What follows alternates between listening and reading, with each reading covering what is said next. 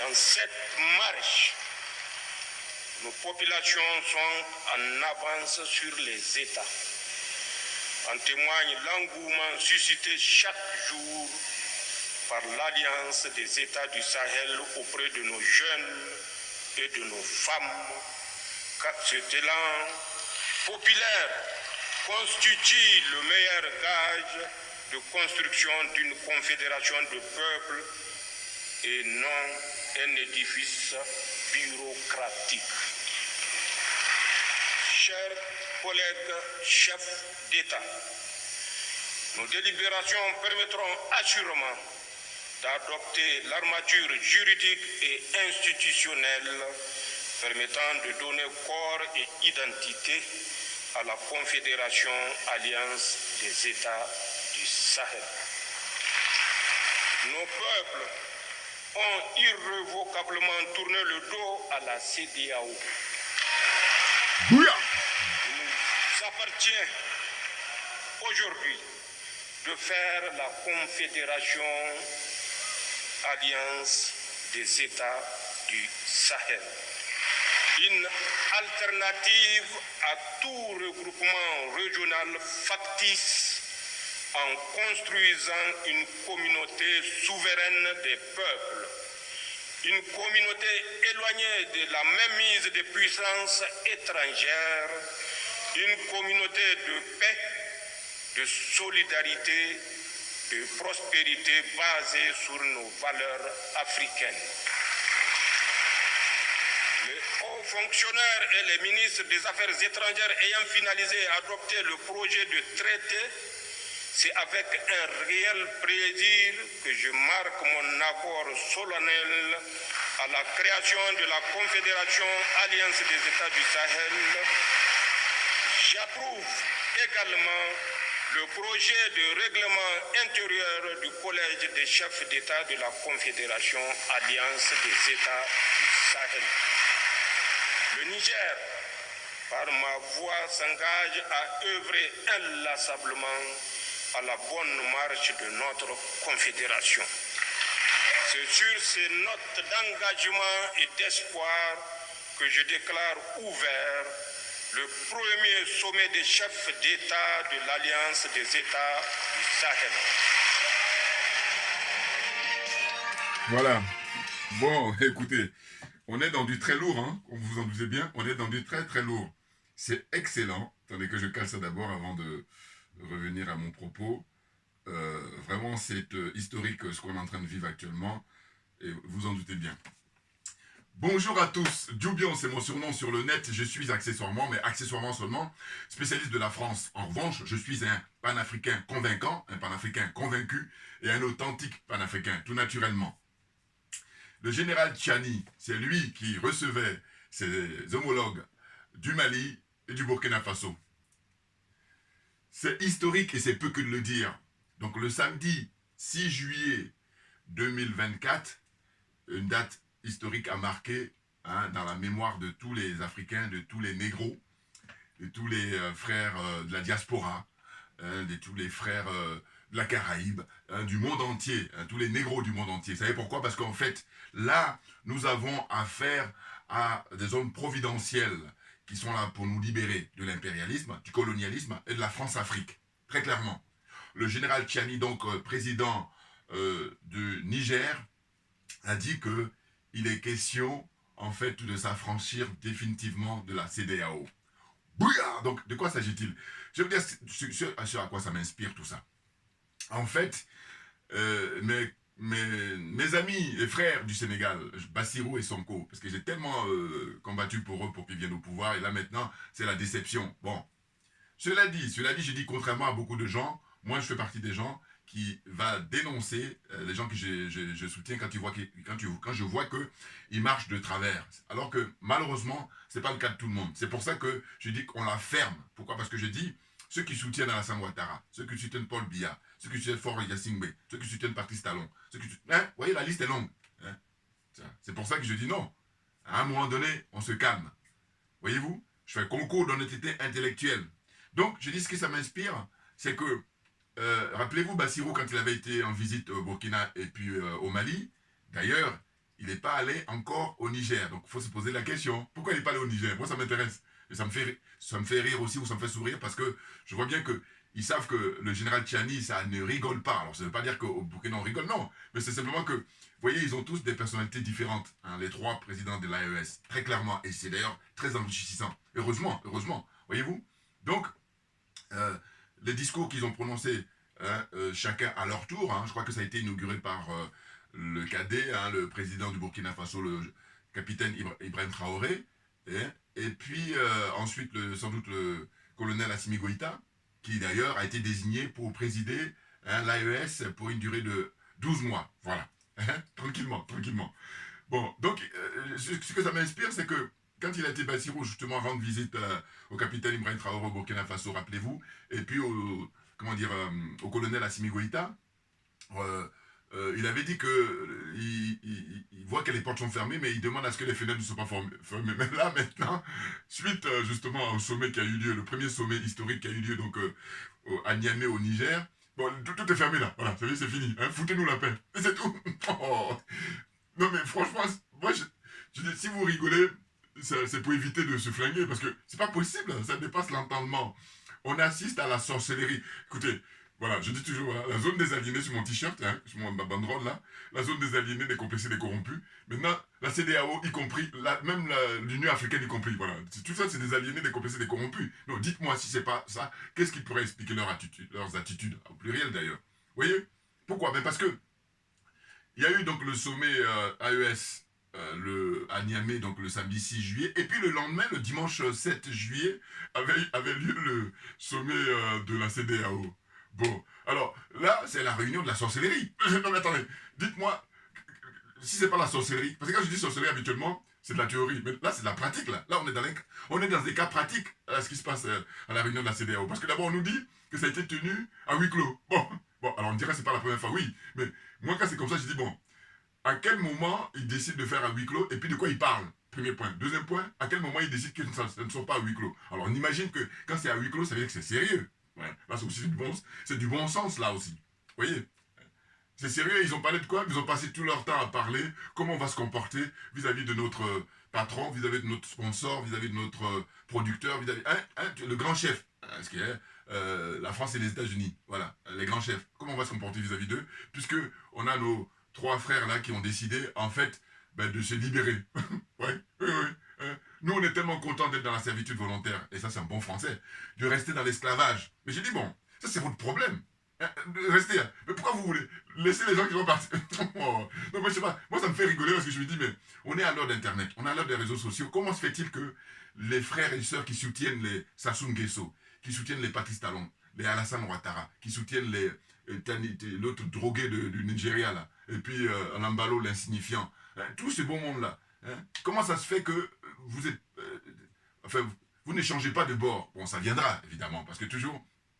L'AES, on est dans la vérité, et puis la CEDEAO, on est dans le mensonge. L'AES, on est dans le soleil hein, qui brille, et puis l'obscurité, c'est la CEDEAO. L'AES, c'est le 21e siècle, la CEDEAO, c'est le 20e siècle. Donc, tout ça, je vous donne vraiment tous les arguments, tous les éléments pour que il faut faire son choix hein, à bonne intelligence. Et puis, il ne faut pas hésiter, bien entendu. Vous voyez? Donc là, ils disent quoi, en gros? Alors, je vous dis là aussi pareil, chacun a sa spécialité. Moi, je ne suis pas un spécialiste. Je l'ai dit, j'ai beaucoup de bon sens. Et ce qui m'intéresse, c'est l'intégrité morale des uns et des autres. Pourquoi? Parce que le domaine dans lequel on est, c'est non négociable. Allez-y, faire autre chose. Parce qu'il y a des domaines où on va être moins exigeant à ce niveau-là. Et heureusement. En revanche, quand il s'agit de servir l'intérêt général, là, il n'y a pas de négociation sur le fait qu'il faut avoir une intégrité morale parce que vous êtes dans votre élément. Un peu comme on dit souvent, le poisson dans l'eau. C'est ça. C'est ce que ça veut dire. Vous voyez? Donc là, ils disent quoi? La CEDEAO, ils disent que voilà, visiblement, ils ont décidé de partir définitivement, même si nous, on espère toujours qu'ils vont revenir. Bon, vous pouvez toujours espérer. Mais là, parce que je dis maintenant, les portes sont déjà fermées depuis le mois de janvier, voilà. Maintenant, là, c'est les fenêtres, tout est fermé. Hein, voilà. Il n'y a plus d'espoir, c'est terminé. Hein. Mais ils disent que voilà ce qu'ils risquent. Voilà ce qu'ils ont dit, ce qui m'a fait rire. C'est qu'ils disent, oui, là maintenant, il faut savoir que les ressortissants du Mali, du Burkina et du Niger, ils auront des visas à prendre s'ils veulent se rendre dans les pays de la CEDEAO. Non mais, si on rigole pas, je vous dis, on se flingue. Parce que c'est pas possible. Qu'est-ce qui les anime, ces gens-là? C'est la sorcellerie, ça. Enfin, bon, c'est vrai que ça devient... Bon, mais on peut trouver d'autres termes, mais je veux dire que, franchement, il faut appeler un chat un chat. Hein? Parce que les présidents du Mali, du Burkina et du Niger, ils vont appliquer la réciprocité.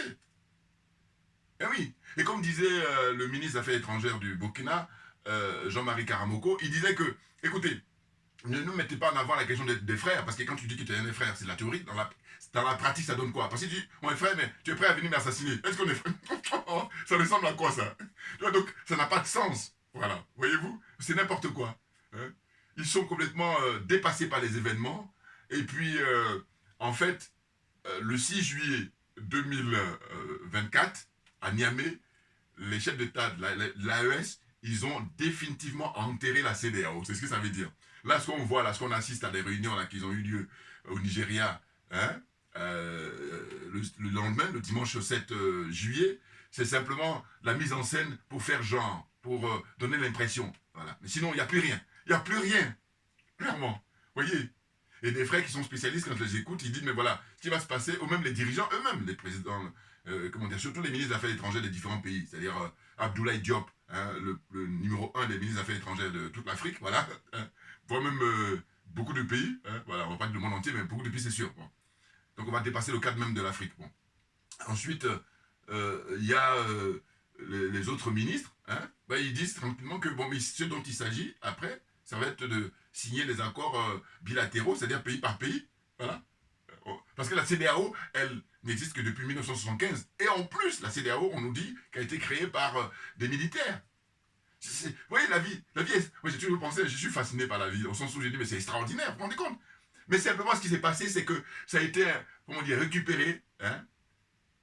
Il y a eu un OPA de la France sur la CEDEAO. Et du coup, la CEDEAO, au départ, elle a été créée pour une intégration économique, hein, faire de manière à ce qu'on puisse échanger économiquement, hein, on puisse progresser, on puisse développer tranquillement, hein, et puis sûrement avec toutes les richesses dont on dispose. Eh bien non, la France, elle n'a jamais voulu que les pays africains s'en sortent.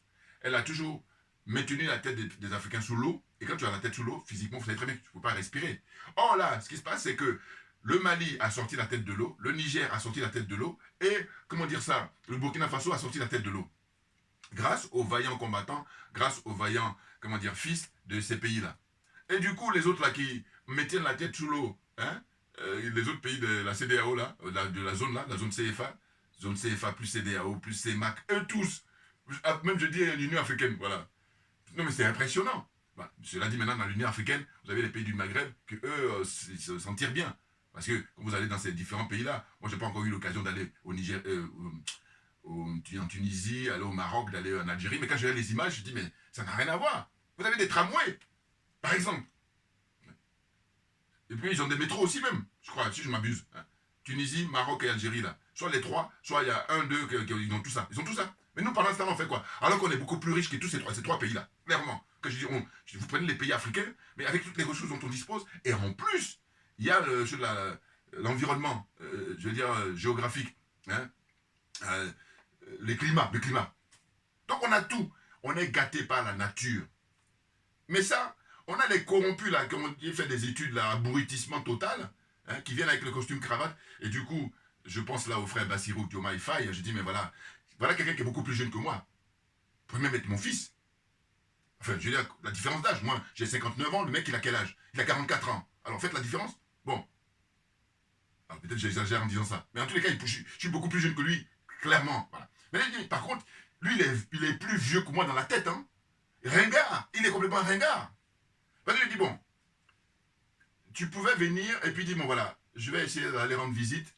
Comme je viens d'arriver, comme je n'ai pas encore l'expérience, hein, il faut que je puisse avoir des repères. Hein, et puis après, je pourrais m'affirmer. Non, d'entrée de jeu. Et en plus, il a le culot de mentir. Il dit, oui, personne ne m'a envoyé. Alors que tout le monde n'est pas dupe. Enfin, tout le monde sait qu'il a été envoyé par, justement, les vieux dinosaures, là. Alassane Draman Ouattara, il a été envoyé par la France d'abord, le premier. Et puis ensuite, Alassane Ouattara. Ensuite, président du Ghana. Hein, l'autre corrompu, là, Nana Akufo-Addo. Puis le drogué du Nigeria. Et c'est eux qui l'ont envoyé. Va voir. Parce que nous, on essaie de leur parler, ils ne veulent rien savoir. Donc, n'importe quoi. C'est là que je dis, bon, voilà.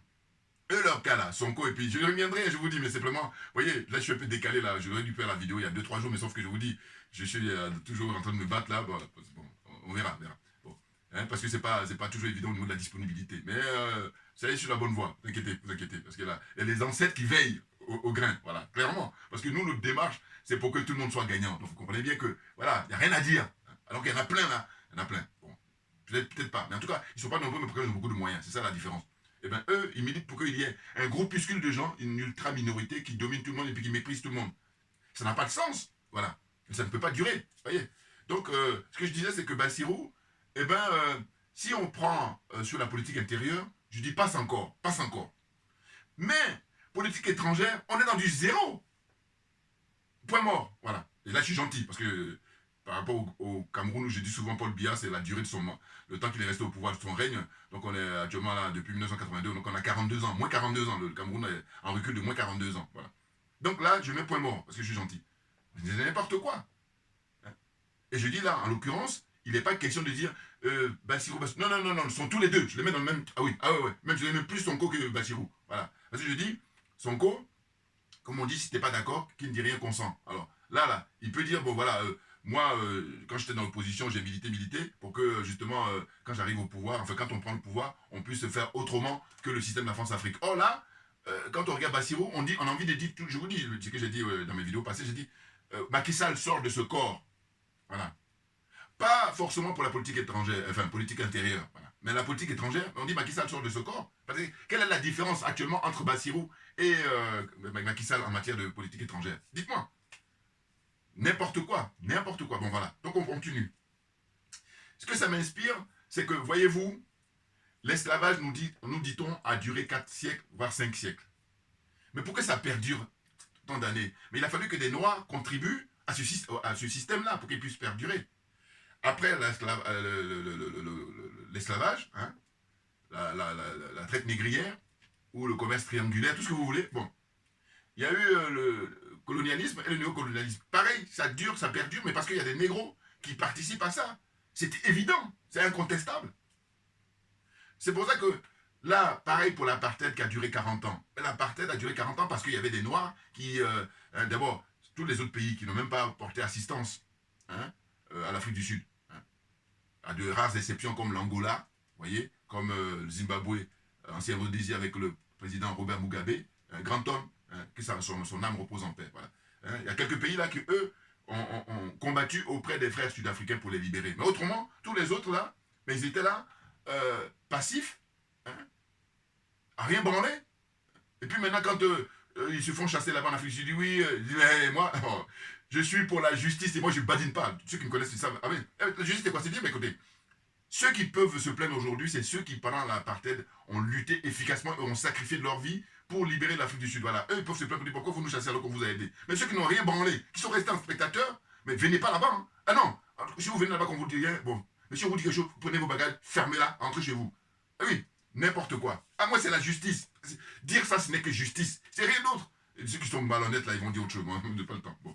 Donc voilà, voyez-vous, je disais que ce que ça m'inspire, c'est ça. C'est-à-dire que très souvent, on pense qu'il faut aller se plonger dans les bouquins d'histoire et tout ça. Bon, c'est bien, c'est même très bien. Mais sauf que moi, je vous fais la démonstration que l'homme n'a pas changé. Parce que les époques évoluent, l'homme est resté... Il y a des gens qui sont généreux, il y a des gens qui sont égoïstes, il y en a qui sont peureux, il y en a qui sont courageux, il y a de tout. Voilà. Et ça fait quoi? Ça donne des Patrice Talon au XXIe siècle. Mais il faut prendre Patrice Talon, il faut le ramener au XVIIe siècle. Mais c'est lui qui participait, enfin, en tout cas, c'est les gens de personnes comme ça, comme Alassane Draman Ouattara, comme Macky Sall, comme Tinubu, là, comme Nana Akufo-Addo, comme qui encore, tous ces gens-là, hein, Ambalo, tous ces beaux mondes-là, eh ben, vous les ramenez au 16e, 17e siècle, mais ce sont eux qui ont contribué à ce que l'apartheid, bon, vous comprenez ma logique là dans mes argumentations, hein, l'esclavage, voilà, et après, là on est dans le colonialisme, après on est dans le néocolonialisme, ça a perdu, mais c'est à cause de ces gens-là, dans leur turpitude, tout simplement. Vous voyez, donc en gros ce que je veux dire c'est que finalement il n'y a même pas besoin d'aller plonger, il faut juste observer là, les gens là, au 21e siècle, et là une fois que tu as compris leur attitude, mais tu as compris ce qui a pu se passer auparavant, c'est évident. Et parmi eux, heureusement qu'il y avait des gens très courageux, qu'on a appelés à l'époque les nègres marrons, ou les cimarrons en anglais. Hein, c'est-à-dire que les négros qui ont refusé leurs conditions d'esclaves. Voilà. Et aujourd'hui, au 21e siècle, eh bien il y en a, heureusement, on a le colonel Assimi Goïta, hein, total respect, on a le capitaine Ibrahim Traoré, total respect. On a le général Tchiani. Hein. Moi, j'aime beaucoup. Eux tous, hein, tous les trois. Mais si vous voulez, ce que j'adore, c'est le fait qu'ils sont tous différents. Voilà. Et oui. Et puis, donc c'est très riche, naturellement. Alors que si on se ressemble, bon. Vous voyez, le capitaine Ibrahim Traoré, quand il se prononce, c'est Sankara pure souche. C'est-à-dire le retour, l'incarnation de Sankara. Parce qu'il a un parler naturel, ça vient du cœur. Voilà, c'est pas calculé. Puis c'est bien, bien dit. Simple, simple. En français facile, comme on va dire. Et quant au général Tchiani, on voit qu'il a de la bouteille. Voilà. Et quand il se prononce, c'est tranché, on ne discute pas. Voilà, attention, général, hein, attention. Donc, voilà. Hein. Donc, voilà, c'est sérieux, c'est sérieux. Quant au colonel Assimi Goïta, lui, c'est tranquille. Là, jeune, la force tranquille. Voilà. Il ne parle pas beaucoup, voilà. Mais par contre, il sait ce qu'il veut. Voilà. Voyez-vous? Non, mais moi, j'adore. Franchement, j'ai dit, bon, chacun a, comment dire, chacun doit se vouer à ses seins, ou comment dire, mais parce que ceux qui admirent Alassane Ouattara, je dis, mais ça ressemble à quoi au 21e siècle? Ceux qui vont admirer Paul Biya, ça ressemble à quoi? Patrice Talon, ainsi de suite. Vous comprenez ce que je veux dire? Donc, nous autres, nous sommes militants pour soutenir les dignes fils, hein, qui font regagner la dignité à l'homme africain au 21e siècle. C'est de ça dont il s'agit. Et on dit, bon, écoutez, vous voulez rester dans votre enclos, comme dirait la sœur Yambe, dans votre prison, dans votre champ d'esclaves, c'est votre problème. Voilà. Mais laissez-nous tranquilles. Non, mais c'est pour ça que ça me fait rire. Parce que je me dis, mais les mecs, ils sont plutôt dans l'escroquerie morale dans un premier temps. Et l'escroquerie matérielle. Pourquoi? Parce que tout ça, c'est eux qui en profitent et ils sont pour des miettes. C'est ça le fond du problème. Et comme ils ont les moyens de pouvoir influencer les gens, ils font raconter du n'importe quoi en permanence. Et les gens, comme les gens ne sont pas avancés, les gens n'ont pas une conscience politique, eh bien, les gens sont perdus. Et nous autres, le travail que nous faisons justement, ben, c'est pour éclairer les gens, hein, pour faire ce minimum. Ah oui, bien entendu. Bouilla. Bon, je reviendrai évidemment dans les heures, les jours qui viennent, dès que j'ai le temps. Voilà. Parce que là, il y a eu les élections en France, là. Un deuxième tour, là. Manipulation à haute dose. Voilà. Donc, je reviendrai là-dessus. Et puis aussi, évidemment, sur les projets de l'AES, hein, ils ont décidé de mettre en commun, d'abord, ça a commencé avec l'armée, hein, force de défense en commun, ensuite la politique étrangère en commun, ensuite, comment dire, sur le plan économique, voilà, hein, parce que, comme dit le général Tchiani, il a déjà dit par le passé dans une interview, il dit qu'il faut que le Sahel devienne, hein, pas une zone de non-droit, pas une zone de, comment dire, d'angoisse ou d'inquiétude, il faut que ça soit une zone, hein, du bien-être, hein, que les gens puissent s'épanouir, hein, qu'ils vivent dans la quiétude, qu'ils puissent profiter des richesses de leur environnement, à tous les niveaux. Voyez-vous? Et un rappel pour ceux qui ne savent pas, ou qui savent déjà, c'est le Niger, le taux de fécondité est très important, comparativement au monde entier. Voilà. Donc vous imaginez, si les gens là-bas sont dans un bien-être, parce que là déjà, on les prive de leur bien-être, hein, c'est-à-dire que les conditions de vie sont difficiles, hein, exploitation d'uranium depuis des siècles, enfin depuis des siècles, que dis-je? Non, depuis des décennies, excusez-moi. Mais on peut dire, d'une certaine façon, mais en tout cas depuis des décennies, il faut être sérieux, il faut être sérieux. Bon, eh bien, ça donne quoi? Ça donne que, on vous dit, 80% des foyers là-bas, ils n'ont pas d'électricité. Alors qu'ici, ils en ont à gogo, même ils se permettent même le culot d'en revendre. Les voleurs, là, les voleurs. Ouais. Mais on aura l'occasion petit à petit de démasquer tout ça. Et on va le dire avec sérénité, avec confiance, et on ne va pas badiner. Ah, mais c'est clair. Je dis, on a suffisamment de recul aujourd'hui. Ce recul-là, les anciens n'avaient pas ça forcément. Donc on peut les comprendre. Mais tous les vendus là, vous allez dégager, parce que je dis chacun son truc. Voilà. Venez pas perdre notre temps. Restez là-bas à la CEDEAO, vivez votre vie. Hein. La CEDEAO a signé son arrêt de mort dès lors que elle s'est fait infiltrer. Voilà. Donc faut pas que j'oublie pour dire quoi? Pour dire que, avant de finir, il n'est pas question de dire que oui, on est trois, on n'est pas nombreux. Non, non, non, non, non, non. Il vaut mieux être seul que d'être mal accompagné. Ça veut dire quoi? Ça veut dire que, rappelez-vous, la CEDEAO, quand elle a été créée, eh ben, les pères fondateurs, aujourd'hui, comme on dit l'expression, ils doivent se retourner dans leur tombe. Dans le sens où aujourd'hui, ils n'ont pas conçu ça pour que ça puisse se retourner contre des Africains. Non. Au contraire, ils ont construit ça pour que, ils ont mis ça en place pour que, justement, il y ait une intégration au niveau, comment dire, économique. Hein?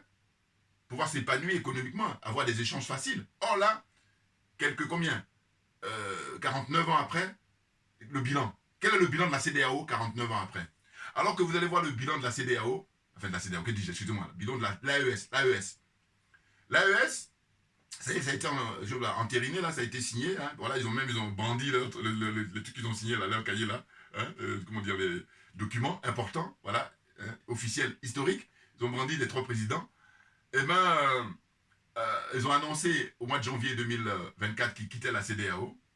L'AES, en peu de temps, regardez ce qu'ils font. Ils passent leur temps à bosser. Ils sont sérieux parce qu'il y a du boulot. Dieu seul sait s'il y a du boulot. Et bien entendu, du boulot à tous les niveaux. Et puis ils ont parlé de les langues comment dire, du pays, vernaculaires comme on dit. Eh bien, ça va être mis en évidence, mis en pratique dans les médias, à la télévision, à la radio. Au maximum, il faut y aller pour informer justement tous ceux qui n'ont pas la capacité de parler le français. Et puis même, il est question de, comme je dis, si tu veux revendiquer ton authenticité ou ta libération ou ton indépendance ou ta souveraineté, bon, commence déjà par utiliser ta propre langue, tout naturellement. Voilà. Donc ça, c'est vraiment une très très bonne action. Et puis j'ai dit, c'est pas les cerveaux qui manquent, c'est pas les idées qui manquent. Par contre, il faut être exigeant à savoir que le gars du Tchad, là, voilà, ils sont en train de l'embêter avec cette histoire de bien mal acquis. Mais j'ai dit, mais ils font du réchauffé. Parce qu'à un moment donné, on a compris. Les biens mal acquis, quand il s'agit des sociétés françaises qui ne payent pas leurs impôts là-bas, qui ne payent pas leurs taxes, qui ne payent rien du tout, qui prennent les richesses africains depuis des décennies, eux, ce n'est pas considéré comme bien mal acquis. Mais ça, c'est des minimums, ce que je dis là. Alors qu'il y en a d'autres qui ne comprennent pas ou ils comprennent, mais ils sont tellement malhonnêtes. Enfin, bon. Donc, j'ai dit, voilà. Tous ceux qui vont vouloir rejoindre l'AES, il y a un préalable qui est non négociable. Il va falloir faire comme le Mali, vis-à-vis des impérialistes. Il va falloir faire comme le Burkina vis-à-vis des impérialistes. Il va falloir faire comme le Niger vis-à-vis des impérialistes. Voilà. C'est non négociable. Et j'espère que les frères du Mali, du Niger et les dirigeants, je parle des dirigeants, et du Burkina Faso, il faut appliquer ça. Parce que sinon, vous allez facilement vous faire infiltrer. Ça, faut pas voilà. Parce que, regarde la CEDEAO. Donc, on va tirer les leçons. Il faut tirer les leçons. Voilà. De dire qu'il faut rester à 3 pour avancer avec assurance, avec certitude, pour le bien-être des pays concernés, plutôt que de se dire, bon, il y a le Tchad, parce que le Tchad, là, j'ai dit, pourquoi il ne demande pas le départ de l'armée française? Qui se dépêche? Pourquoi il ne fait pas ça? Et puis l'armée, les bases militaires américaines aussi. Tout ça, il faut qu'il dégage, il faut qu'il copie comment on fait Assimi Goïta, comment a fait le colonel Assimi Goïta, comment a fait le capitaine Ibrahim Traoré, et comment a fait le général Tchani qui a fait partie de l'armée américaine. Non, mais là, total respect. Allez, voilà. Parce que je dis, mais quand il a fait partie de l'armée française, bon, je me suis dit, bon, mais je dis, vous allez reconnaître que l'armée américaine, parce que eux, c'est du lourd. C'est pas les amateurs français, là. Non. Donc, le fait qu'il ait réussi à les faire partie, pour moi, non, je dis, on est dans du lourd, on est dans du sérieux. Voilà. Donc, le préalable, c'est ça. Tous ces pays-là. Togo, Bénin, qu'est-ce qu'il y a encore? Donc, je disais le Tchad, là, voilà. C'est un préalable. Sinon, vous allez continuer à jouer au petit malin. Voilà, c'est ça. On n'a pas le temps. Voilà. Donc, c'est vraiment non négociable. Non. C'est connu ça. Il vaut mieux être tout seul que d'être mal accompagné. Donc en ce qui concerne l'AES, restez à 3 pour être sûr, pour bien avancer, plutôt que de vouloir recueillir des gens là dont vous savez qu'ils veulent jouer sur 2 pieds et puis ils sont très dangereux parce que ce seraient des infiltrés. Voilà, c'est ce dont il s'agit. Merci beaucoup pour votre attention. Voilà, j'ai essayé de dire comme ça avec le cœur, j'ai rien noté du tout, parce qu'habituellement je prends des petites notes et tout, mais là ça vient du cœur parce que c'est un événement historique inoubliable et puis c'est très très gratifiant, c'est très motivant. Pour la suite des événements. Voilà. C'est une bataille importante là qui vient d'être gagnée. Et donc c'est fini. Les gens de la CEDEAO, ils vont s'enterrer eux-mêmes, c'est leur problème. Maintenant, nous, on met le cap sur le 21e siècle pour l'épanouissement du peuple africain. Très important. Notre libération totale de l'impérialisme, du colonialisme et de la France-Afrique. Merci beaucoup pour votre attention. Et puis à très bientôt. On ne lâche rien, comme j'ai pour l'habitude de dire, mais parce que c'est nous qui avons raison et personne d'autre.